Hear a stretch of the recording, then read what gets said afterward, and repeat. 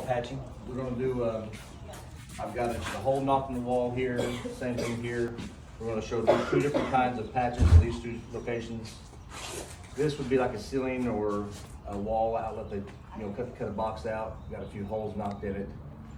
Mud bed, don't have a corner, but for today this will be good. So I'm going to cut this out first to make this square. I've already taken the level and made my marks around it to kind of square it up to make it easier to work with. So I'm gonna take the multi-tool real quick and cut that out.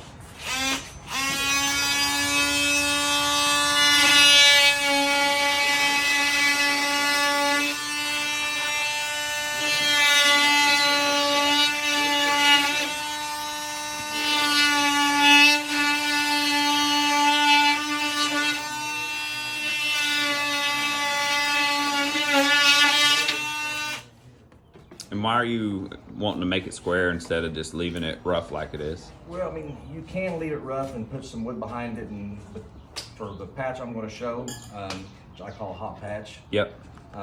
It just works better to have it square. It's easier to make your patch that way.